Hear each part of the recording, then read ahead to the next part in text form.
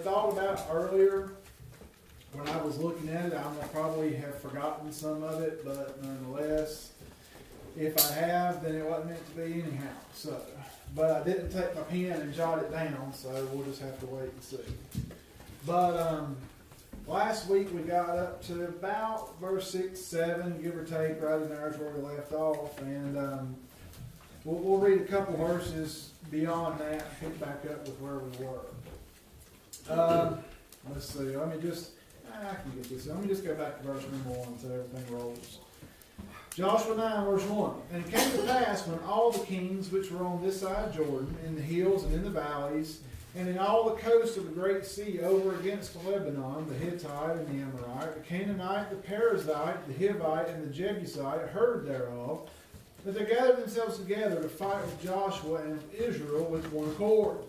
And when the inhabitants of Gibeon heard what Joshua had done unto Jericho and Ai, they did work willily, and went and made as if they had been ambassadors, and took old sacks upon their asses, and wine bottles, old and rent, and bound up, and old shoes, and clouded upon their feet, and old garments upon them, and all the bread of their provision was dry and moldy.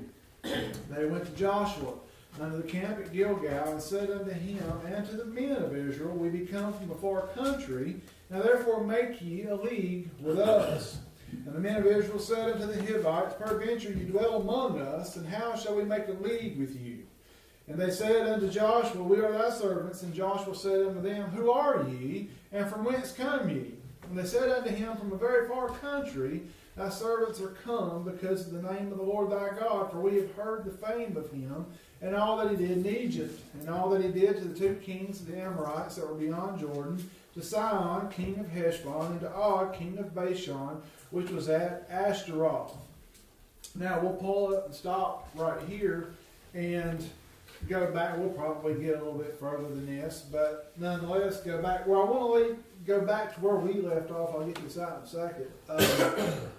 Last Wednesday night we got to talking about the ambassadors and how that the Gibeonites had come up here and they had claimed that they wanted to make this league, and we looked at the league with the children of Israel and why that they wanted to do this, and that all these kings had come together, as we just read, in one accord, because they pretty much knew they stood a better chance of surviving being in that camp than being outside of it.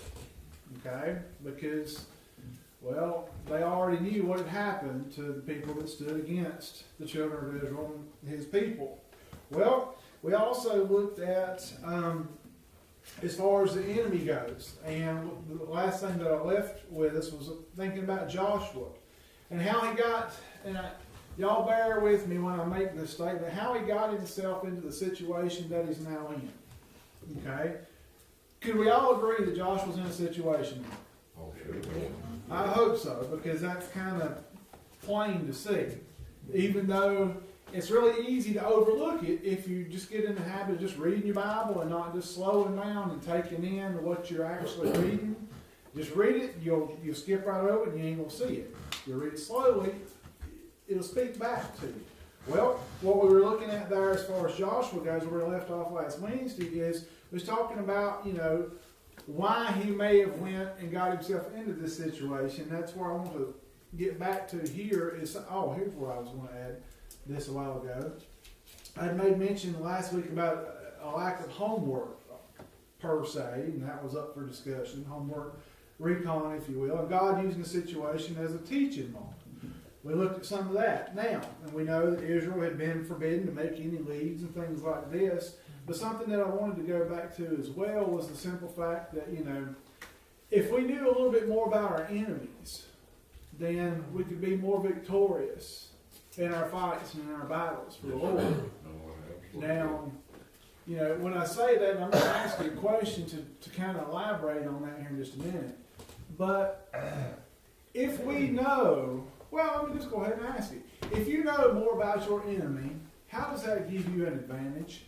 You know their next move. Yep. You know his weakness.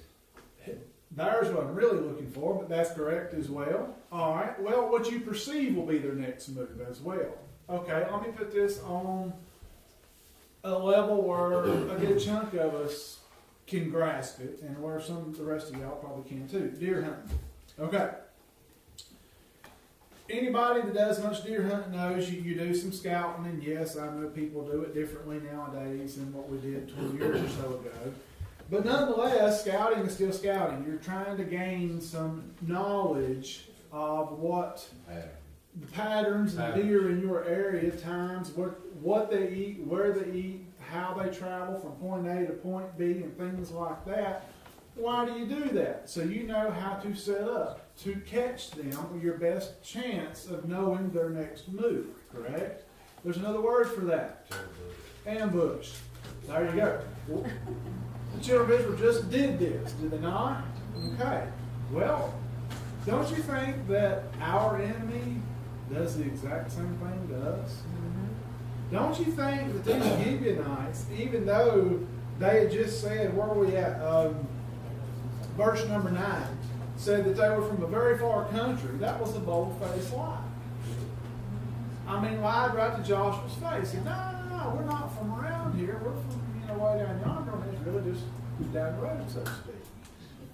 Well, when you're deer hunting, you're kind of lying to the deer you're trying to, even though at man's best effort, he's still at a great disadvantage, okay? That's just, I don't believe in luck, but there's a good chunk of it that's involved in hunting, okay? That's just where it is. Ask me how I know. But nonetheless, as far as gaining knowledge on your enemy, knowledge, as the old saying goes, is great power. Okay? It just is. It works in many different ways and forms. Well, when the Gibeonites come up here, and we've seen back, verses 4 and 5, how they appealed to the flesh, if you will, the softer side of man and women as well, to say, well, look, our clothes are messed up and our bread's, molded and this and that. Can you help us out? Just let us into camp. Joshua, okay, in a roundabout way, and we'll get there here in just a minute, but decides that he's going to absorb this group of people into the camp. Now, what's missing right here? There's a huge aspect that is missing in this equation. A huge variable, if you will. Okay, let me lay this out here for you. They've just had this great victory. They're coming out here. The Gibeonites are coming up. They know all about the victory, not only this one at Ai, but the ones before that. They know how to appeal to the people because they know they're better odds, if you will, is getting in amongst the people rather than trying to fight them, because they know if they're not in with them, they're going to end up fighting them at some point. Because think about it, why were the children of Israel even there? To conquer the land. Yep. They were there to take what had been given to them, correct? Okay. Well, if their paths happened to cross paths with these Gibeonites, well, guess what? Gibeonites got to go. That's just where it is. God said kill them all, and that's what we're going to do. And the Gibeonites are going, well, I don't particularly want to die today. Do you? Let's go see if we can link up with them. So that's what's going on. Well, as I've kind of said, there's a huge problem with that. Y'all don't get shy on me, all right? Come on. What's the problem here? The faith. Faith, okay. You're real warm. You're real warm. He didn't see God. There's what I'm looking for. Nail on the head right there. He didn't, and y'all, I'm not throwing rocks at Joshua by no means, but there is a very big lesson that we can learn from this right here. The very first thing that I believe that we should see right here is that, when Joshua sees somebody that he's not familiar with that's looking to link up with him, there should have been red flags everywhere. He should have went back to his tent and said, hang on, y'all, hang on. Took his best, deacons, whoever, and went back and said, y'all, we need to get some discernment here. Because we don't know these people. We don't know who they are, where they say they're from. Everything looks right on the outside, but then again, we've seen this before. Looks can be deceiving. We thought just a short time ago that we could have took Ai, no problem, with just, a couple thousand people. And we saw how that worked out for us. But he didn't do that, did he? He said, okay. Now you'll look and you'll see a good, well, what I kind of refer to as a Baptist spin, if you will, here once we get, we're kind of already, we're touching our toes in the water with what I'm getting at right here. We're going to get back to it here in just a minute. But again, he didn't seek God already. Again. Now, what can we take from that? Listen to me. It's Wednesday. Okay? We can go back and we can say, Sunday, good services, everything's great. I heard good things, I saw good things. I left the house of God in a greater spiritual condition than when I walked in. Hallelujah, right? Okay. Well, it's Wednesday. We're 3 days later now. Almost saying 4 days later. Anyway, we're 3 days later now. Well, guess what? Something that worked Sunday and made you feel a little bit better Sunday, you might want to check up on today. Why? Because your enemy and my enemy as well knows, well, if it didn't work on Sunday, he might come at you from a different angle today. So even though it might look all right, it might smell all right, it might have all the right trimmings on the outside, it ain't right. And if I may flip over to a New Testament and make a loose application here, the same thing was said about the scribes and the Pharisees. Christ rebuked them more than anybody, right? Sure. They stood out among the crowds. They were the best dressed in the crowds. They were no doubt the best spoken. Yeah. And everything. But Christ looked them straight in the face and said, but you're full of dead men's bones. You got everything right outside, but the inside is wrong. It's bad. Same thing going on right here at the Gibeonites. They made everything look right on the outside, but their hearts was far from what they were putting out to be. Okay, Yeah. that's exactly right. Yeah, go ahead. Spiritual application to and a military thought, but this is where the devil works. But in training infantry in the army, you study the tactics of the enemy. You do. You study the tactics of the enemy. What happens is, when what you're doing works, your enemy studies your tactics. Yeah. When you put an application there to the devil, that's exactly what happens to us.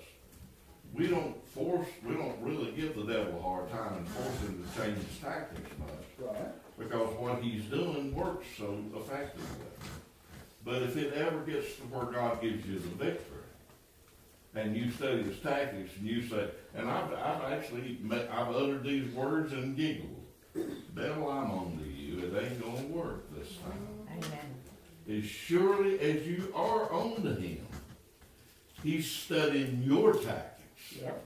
He goes to studying what will work. He grins right back. And he grins right back, thinking, okay, we'll reboot, we'll back up and punch, but next time we get the ball, it'll be a different story. And that's what we're looking at here with Joshua. Now, another point that I want to get across real early on this, man, none of us needs to get the big head here, because this was Joshua. And if this could happen to Joshua, there's not one of us immune to it. Amen. Not immune to it. Anytime you're looking at a champion of the Lord and he failed, and he did, he failed a few times. In here we see that everybody in the Bible failed at some point, except Christ. Right. But he failed. But now, honestly, there's no one around spiritually comparable to the man Joshua today. And we'll see this same man, later on stop trying. And, Real soon, actually. Yeah, but this is, in other words, if it can happen to Joshua, Gary Snow need not get his pious britches on and get thinking too much of himself, because it can sure happen to me. Now That's literally my very next note. Yeah. But even the best of us can fall short. Yeah. Quick application, I'm gonna get you. Another application to make along with that, going back to on the hunting thing. Even the best of hunters get patterned by the deer. Absolutely. Especially, and I've tried to teach, Isaac this and some, Braden's been with me some too. But, how to walk in, how to do different things. You don't always do everything exactly the same. Why? Because if you do your pattern you. You think you're patterning them, well, they're patterning you too. Which goes right back to what you're talking about. He comes at a certain time. That's right. Well, about every morning, about 5:30, he parks the truck at that barn up there, and they beat and they bang and clank, and they curse that four-wheeler or whatever for about 10 minutes to get it cranked, and then they go out there and they climb up in that tree. So I think I'm going to go that way from now on. That's just where it is. I mean, except the cursing thing. But anyway, go ahead. If you read how it's written here, it says, and they went unto Joshua, unto the camp at Gilgal, and said unto him, and the men of Israel, we be come from a far country. So you see these men walking in amongst Israel, and Joshua was there. And, this is, and the men of, let's see, it says, hold on, read it. And the men of Israel said unto the Hivites, peradventure you dwell among us. So the men of Israel literally are asking right now, like, wait a minute, this don't smells kind of fishy here. Right. So what did they do? Well, clearly they wasn't any ground there, but Joshua. They appealed to him like, well, Joshua, you're the one who's going to make the call on this. Mm-hmm. And appeal to the pride. And how many times do people fall because of pride? That's good. Because, the men of Israel was calling it out like they saw it. You might live among us. We should be followed for this. But then they're like, well, Joshua's the man who's going to give us the answer here, so that's who we need to be talking to. Yeah. Well, then Joshua's like, yeah, I'm the guy in charge. Well, you can also I'll be honest now, we can't knock Joshua because you look at the New Testament example for us. If you see a brother caught up in a fault, you're supposed to go to him, but what does it say? And consider it, or how's it worded? Consider the spirit of ways lest you fall to the same thing. Yeah. So, I ain't knocking Joshua here. I could have very easily, if y'all came in there and said something like, I need you to fix this here on this wall for me or something other, or hang that door for me. And you don't know what. And some people in there was like, oh, that ain't fixable. They looked at me and said, well, I know you're the one who can do this. Yeah. Oh, I'd be jumping all over that. Yeah. I'd get myself in a mess. But that's the kind of situation that's happening here, because this is purely the devil up to his own tricks, purely to that pride of life. The lust of the eyes there don't always have to be something that looks good. He's seeing what he thinks looks good. These people are talking about, I'm going to be your servant. All the tricks the devil's throwing right at him right now. And he's it's piling on right here. Yeah, and see, that's another thing that I'm talking about when I say don't just read your Bible, slow down. It'll talk to you, and you'll start, all these things that we're talking about will start popping out at you. Something else I was going to say to that same point, though, is, you could look at it, and it's totally off the cuff here, but the men of Israel said, talking about perhaps, you dwell among us, well, they're kind of passing the buck, don't you think? Well, it's something. It smells a little fishy. Something ain't quite right, but it ain't my call to make. So talk to Joshua over there. Yeah, and it's one of those. Call the pastor, see what he says. But Laura wish it had said. Just don't call me. I'm ready to quit. But then there's all kinds of we'll call him up. But something else that was mentioned, though, and talking about Joshua here, and we're talking about Joshua, but y'all understand what I'm saying, the pride aspect of it. Y'all, I guarantee you, I will make this statement. There's not a single person in this building that has not tripped over their own pride. Sure. At some point, somewhere. Yes, you say, I ain't done it, you a liar. Yeah. Period. That's just where it is. Because, we get on a little spiritual high every now and then, kind of thinking, I got this. No, you don't. And God will let you see. No, you don't. I promise you. Yes, sir. He started getting his eyes off of Christ. He started when they came in, like Hank said, any of us can fall into it. They come in and say, well, you're the man. We want you to make a decision. He'll puff that chest out there and say, I'm in control here. I got this. He takes his eyes off of God. He doesn't consult the counselor of his faith or the finisher of his faith. He doesn't do none of that. He takes it on himself. And we've all heard in this church, if you do anything in and of yourself, what do? You make a mess of it. But if you go into it praying and asking God, then therefore God's going to work that through you and you'll make the right decision. But it's a prime example, like you said, of faith and him just getting puffed up on himself because they came to him in front of these other people that he didn't know and lifted him up and said, we're going to take this to him. he'll know what to do. It's his call. So he went into the fleshly mode and screwed up. Think of it like this. The very moment that, well, not only just Joshua, but even any of us gets to that point where we say, I got this, going back again to the hunting thing, the moment you say that, that's exactly when the devil takes the safety off. He's already got you in cross-eyed. He's already watching you. The moment he sees you just, you get that little grin. Of course, you're not supposed to hear that click. If it's done right, you never hear the click. It's over before you even have it. But nonetheless, same application applies there. Too, when it goes into them, what's the first thing they start doing? Well, we're here because we've heard what the Lord thy God's done. Lord, thy God. Yeah. When he was talking to Eve in the garden there, well, surely you won't die. And what did he actually say? How did he word it? That's kind of the same thing. It's the devil's using God as like a shield, basically, because it takes you off guard. You're thinking, well, it's the devil. He will be talking to me about God. Why would the devil be talking to me about God? But he just puts enough of the truth in there to trip you up and trip you up. Well, it just makes it sound good. Yeah, I mean, he had him off guard. Why would he go to God? He's thinking, well, this has got to be legit. I mean, because he will be talking to me about God. Let me ask you all this on this point, because you bring up something good right there. It's actually one of my pet peeves. When somebody just walks up to me, and I don't know this person from anybody, well, hey, brother so-and-so, and I'm like, who are you and why are you calling me brother?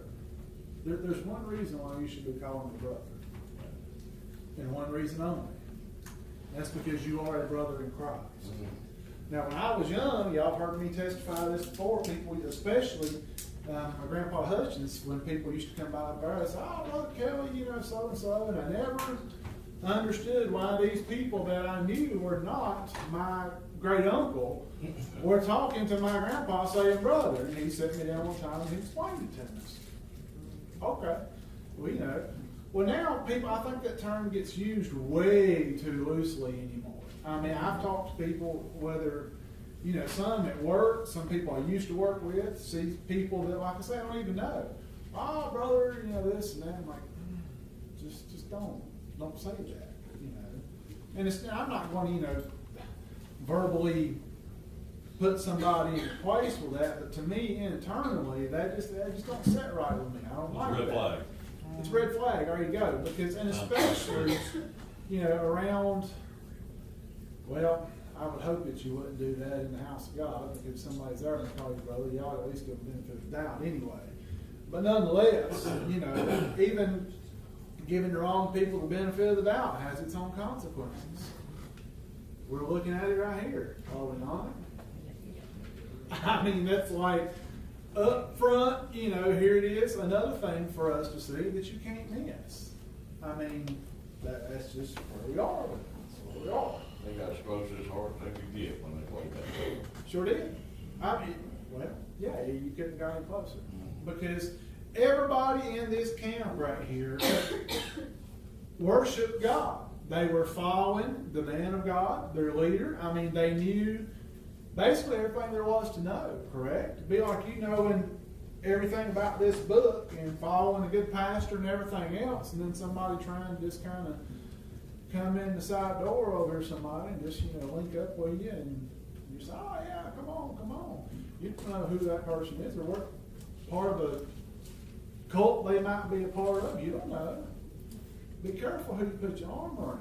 I mean, that's just where it is. When they made a statement from a very far country, would you think that Josh could have thought for just a minute, well, look, we have been told we're going to take all of it.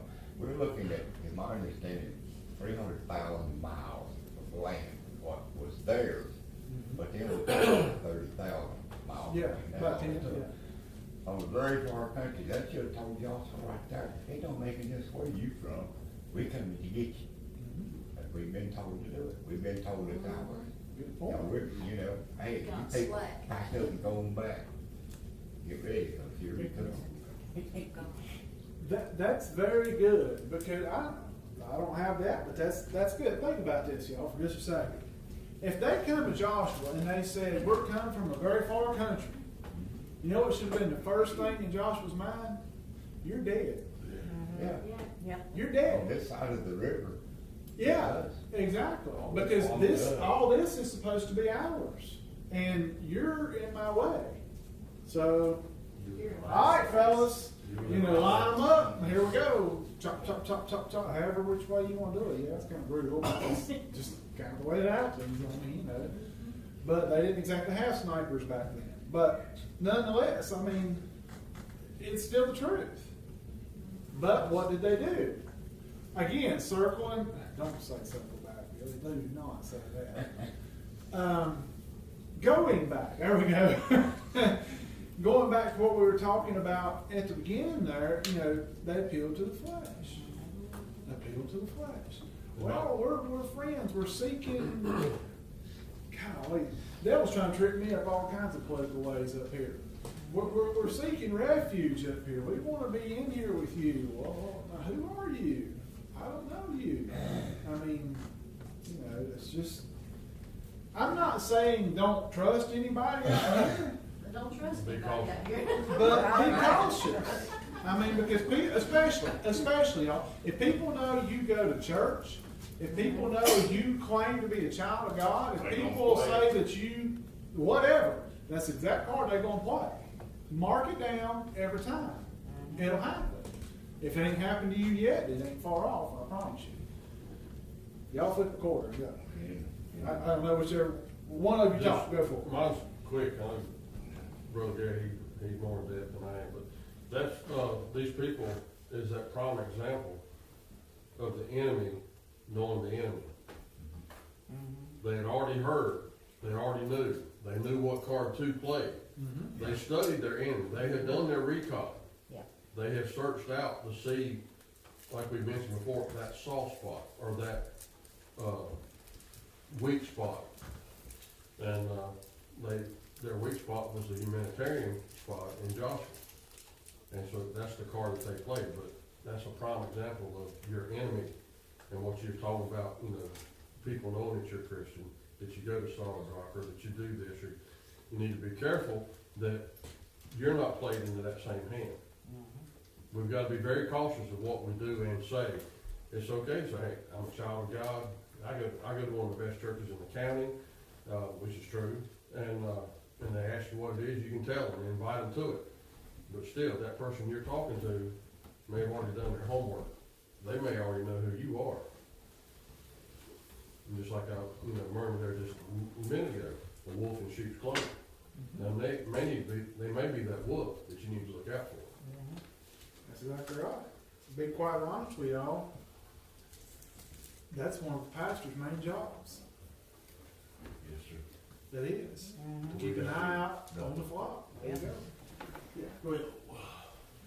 The person who's a soldier is never off duty.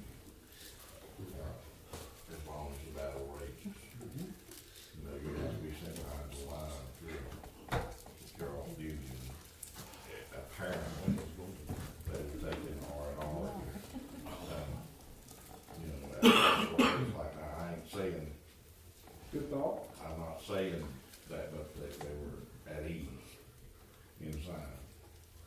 I believe that same thing happened to us, to live. I believe it just, okay, here, look, great victories, God has won.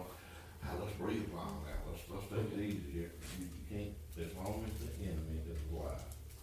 And for us, that will be until we see him cast into the pit. You're right. He's always looking for an angle and looking for a way. And I say something, this is a shame for a preacher to confess what I'm about to, but, as a contractor, I mean, in building business 36 years, if I walked into a house of someone I didn't know to build a job, and a person played the Christian card, if they said, oh, well, I'm a Christian and we want to do this, I just walk away or give them an unreasonable bid. And the reason I did that is because I've been took by more people who said they were Christian.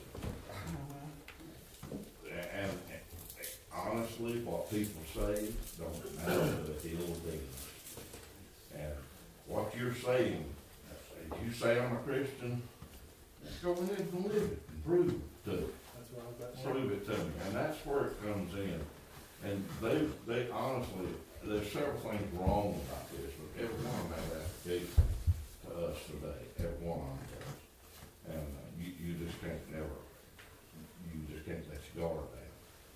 Well, on that line, you know, as far as, you know, telling somebody that you're a Christian, you're a child of God, whatnot, you know, you're not supposed to do that. Now, but we then says that about you. That's exactly right.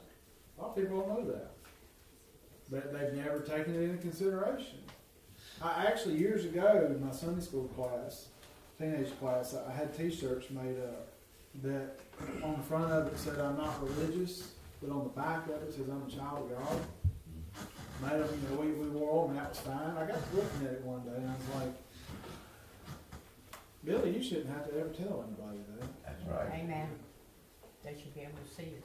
And, you know, but I was kind of in a pickle, because I'm sitting here like, I got about 15 teenagers just over here, you know, wearing these shirts. And I've seen them, you know, outside the church wearing them, you know, Walmart or whatever. I'm going, okay, how are you going to fix this? You know, but nonetheless, it just went on, and I don't remember exactly where that is, the reference, but it's there. But letting men praise you instead of you doing it yourself. And, you know, it's kind of one of those things that, you know, you do a good deed, that's fine. You don't have to shout it out from the rooftops. Keep it under your hat, just keep your chin down, just, you know, just keep on walking on. Don't, you ain't got to sound your own trumpet. Don't do that. Being boastful. Being both prideful, there you go, same thing. It's all one and the same. That's your due reward. And that's exactly right. That's exactly right. Let me see here. Yeah. Okay, moving on right here. Something that I pulled out of, well, honestly, from some J. Vernon McGee right here. And let me just go ahead and throw some credit out that way. But now, if you remember, when we very first started this chapter and everything, we opened up, we were talking about Jericho represents what? Come on now, the world. All right. Now, how do we overcome that? Salvation. All right. I mean, that's like piping hot. What I'm looking for right here. We circle it 7 times and blow trumpet.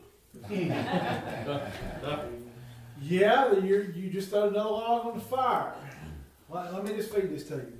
How do we overcome the world? By faith. Salvation, how do you have salvation? By faith. How did they march 7 times, blow a trumpet? By faith. Faith would be, okay. AI, representing what again? Flesh. How is it overcome? Now hold on to your hats, because I had to sit and think about this, think this through before I could agree Obedience with to it. God. Do what? Obedience to God. Okay. That's so close. Obeying God. Even closer. That's the same word, she just used a different tense. No, it's not. Now listen, AI represents the flesh. How do we overcome the flesh? Not by fighting it. Now think about that. Now when I was going through and I was reading some of his notes, I was like, not by fighting it. Now wait a minute. Where's Philippians 4:13 fit into this? I can do all things through Christ, who strengthens me. So technically it ain't me doing that fight, right? It's God fighting it for me. Romans 8 again, just walk in the spirit and shall not fulfill the desire of the flesh. There you go. That's it. Now, that's something we got to get, y'all. Another great big application right here with all this. Because rather, by recognizing our own individual weaknesses, which Greg pointed out there a little bit ago as well, we're being honest about them too. You alluded to that realness in the Bible before breakfast this morning. It was good stuff. I mean, you know, if you can't be real with the Lord, who can you be real with? Really? If you can't be real with God, I don't know that you got saved. Amen. Yes, he knows. I mean, he knows what blessing you already have. I mean, that sounds Why harsh. should we have but- trouble confessing it, you know? Right. That's the very next word I got right here. But if you can't be real, if you didn't dump it all out there, I mean, confess everything that you've had, you've done, it's, as far as you know, to Him, at that point you were looking, seeking salvation right then, according to this book, you didn't get it. Because you're trying to keep a little bit back. When you take up your cross, that's leaving everything about you back there. Everything about you matters no more. Amen. Everything about Him matters everything. Okay? Now, back to that C word right there, confessing. Knowing our weaknesses, being honest about them, confessing them to God, and letting the Spirit of God get the victory. Because you know what? And I've got this capitalized right here too. Big S spirit. Because your little s spirit will get defeated every single time. All right. It will. Yeah, I mean, it's just, what'd you say, right, left, down for camp? Yeah. There you go, that's it. I mean, Boxing. yeah, except you probably won't even get to the left part and you already down. Yeah. Just one good hard right, and that's it. Now, remember that it was God who said He was going to give the victory to Ai, correct? Yeah. Well, guess what's next? The Gibeonites. They're next on the list. All right. Now, according to the way he laid this out here, and I didn't see all this. I mean, I saw Jericho and Ai, but I didn't really look at the Gibeonites the way that J. Vernon McGee did right here, but it's a very valid point. The Gibeonites being next, and their representative, what do y'all reckon that they're representing right here? The devil himself. They come to Him. That's exactly right. How does He do us? He comes to you. He comes to you. Now, if you're going to Him, you got a bigger problem. Okay? I'm just saying, you got a bigger issue. But He's going to show up, and He's going to show out, and He's, well, not all the time. I ain't going to say He's going to show out all the time. More often than not, what gets somebody in trouble? It's not because He comes at them like the old saying goes, with a pitchfork and everything else. No, He just whispering them. How did He come to Eve in the garden? Like that little snake, He just come down to the branch and she's just over here and He just starts whispering in her ear. Preacher. Yeah, there it is. Well, you know, He's well there. Tricks ain't never changed, y'all. They don't have to change. There's no need for the change. He didn't come to them before Jericho. He didn't come to them when they crossed the Jordan. He waited until after they got the mess straight. The flesh wasn't beating them or any of that stuff. How about He that? waited until they were actually living holy enough to even bother with him. That's how I consider my servant Job comes to mind. There you go. Both of them fit absolutely perfect. How much Because I got just one question. How much time do you reckon passed between chapter 8 and chapter 9? good question. Because he just got through reading the book of the law, the blessings, the curses before all this took place. I believe it was a little while rest. I was going to say, Well, there's enough time for the kings to gather together. Right, Try to right. make a league with so them. you're looking at least a couple weeks, I would say. I mean, I'm tossing something rough out there because you got to remember, they wasn't hopping in the rams and, you know, letting that Hemi sing back there. I mean, you know, they were still walking and everything else. So I'm just saying, you know, it would take a little bit of time. So think about, let me ask you this. That brings up an interesting question to thought as well. From the very moment that you wrought your very last great spiritual victory, how long do you reckon it's going to be before the devil comes at you? It'll be a little bit of a while. Most likely, it's not going to be immediately. Why? Because he knows you're on You're that spiritual strong. high. Yeah. There it is. That strength is there. He's going to let you do this right here. He's going to let you come up back here and just kind of sit back and go, yep, where's my sweet tea? I'm going to get my sweet tea. I'm going to drink it. And everything's cool. Everything's good. Next thing you know, here he comes out of that branch. Just like that little serpent that he is, whispering in your ear. Ain't that how he does it? Yeah. It works. It's interesting to note also along the lines, since we're on that line, he couldn't approach while he was marching around Jericho. And he couldn't approach while Joshua was holding that sword out, holding that spear out. I mean, no way in the world. That was a moment of strength he was kept at bay. That's like us, hung yourself on the mighty hand of God. Yeah, You know, God will take all of you if you'll give him all of you, but the instant you think you got it. And that's a process, believe it or not. It's a process. It takes a little while to go from a high point it does. to the very bottom, unless you're bipolar, you know. You know, some people might be able to go from point A to point B Pretty and quick. real quick, but You Yeah. gotta admit though, it would have been interesting if it showed up in Jericho with Jesus standing there with a sword. mm, Like, I don't think so. yeah, he couldn't do it. True. So, I mean, y'all, the reason why we're looking at some of this stuff is because, again, yes, we've mentioned pride before, and actually we've mentioned it quite a bit. But there's a real good reason why, y'all. Because churches today, and making just, you know, a today application, if you will, are plumb full of prideful people. Not really. They got Not being everything, not being real, they got everything figured out. They got the money in the plates. They got, you know, 25 missionaries they're supporting. They're cool. They're good. And appeal to the flesh, And there you go. And all these programs and. well, yeah, but nonetheless, it detracts from what the church is supposed to be doing. Is the point? It's like, well, you know, yeah, we're supporting missionaries, so we're doing what we're supposed to do. Except they ignore the go ye Yes. in that Great Commission, Matthew 20:19. Ye means you. Doesn't mean you just cut a check and let somebody else do it. It says go ye.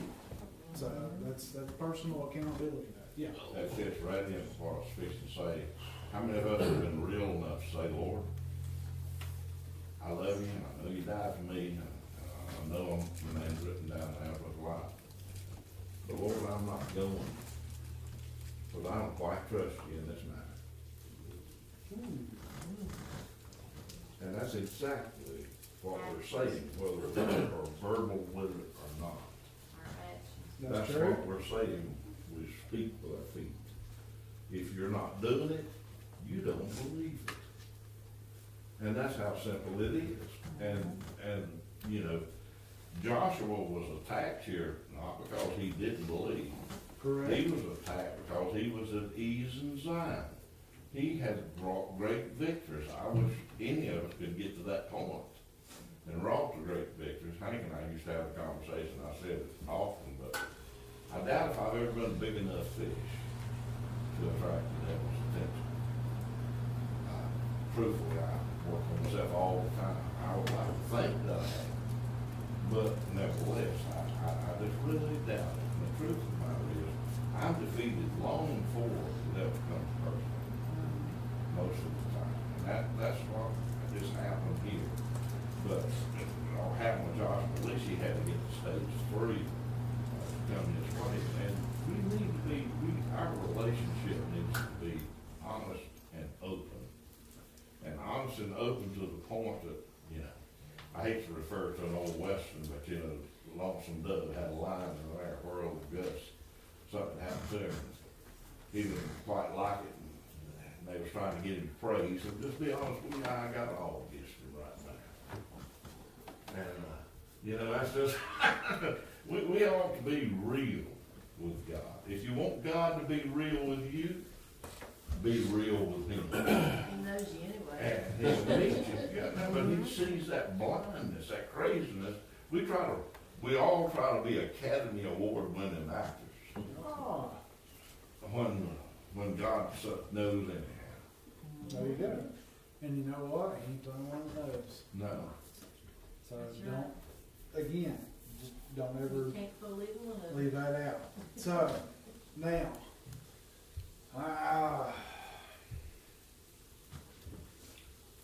And that statement, Billy, I've clarified biblically speaking, that statement was made based on the assumption, if you love me, you do my Yeah. commands. Now, you know, we don't believe. Believe us thou this.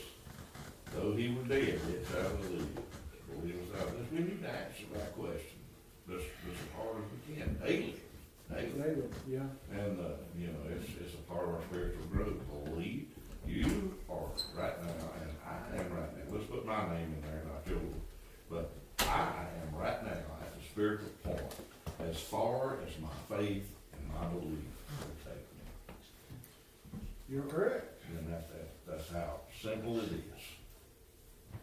Just saw something else while I was standing right here that I ain't even brought out.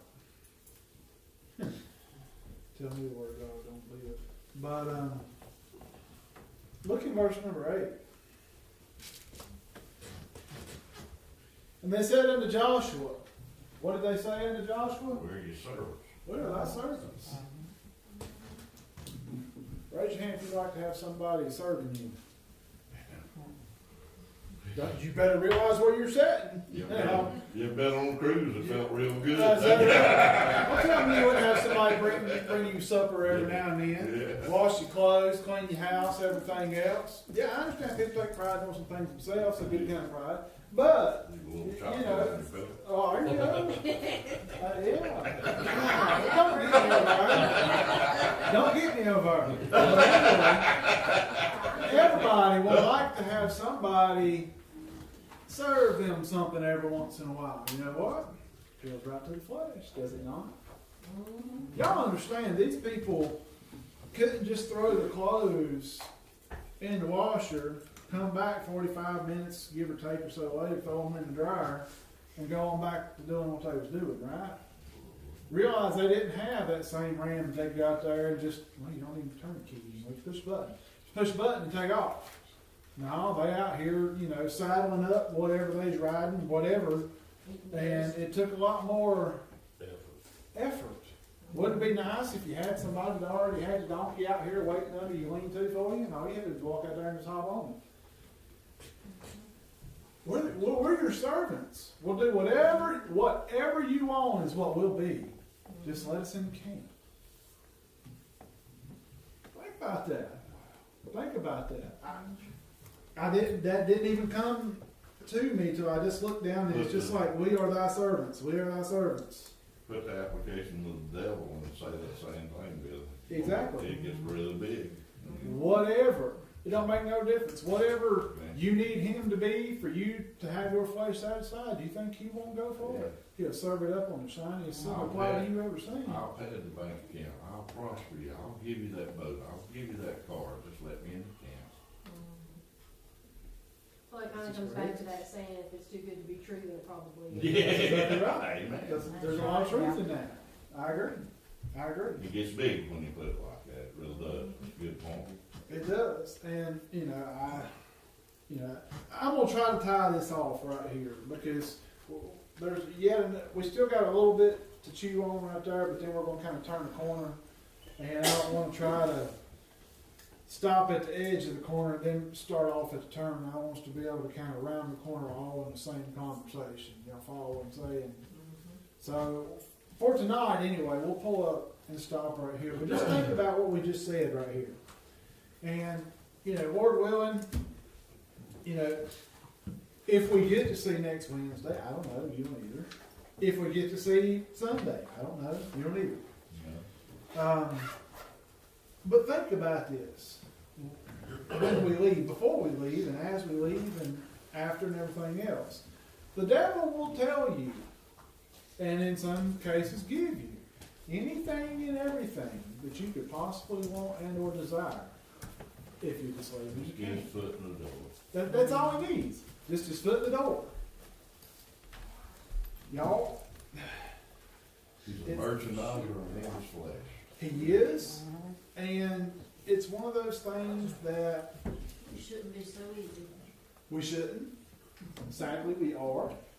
But again, going back to what I said earlier, if we knew and did a little more homework on him, we wouldn't be that much, or wouldn't be that easy, so to speak.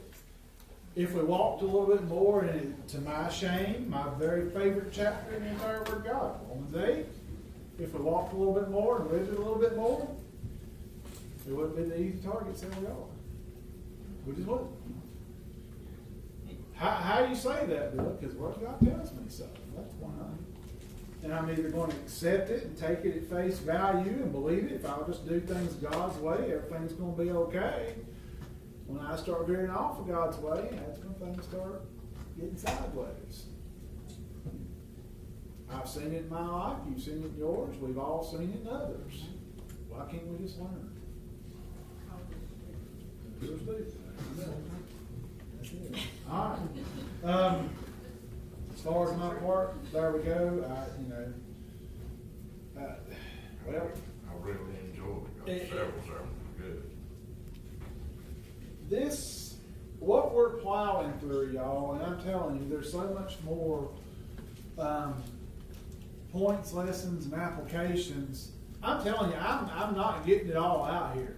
There's still stuff, there's all kinds of stuff left out in the field out here that we're not turning up, taters still left out there and stuff. I'm telling you, there is.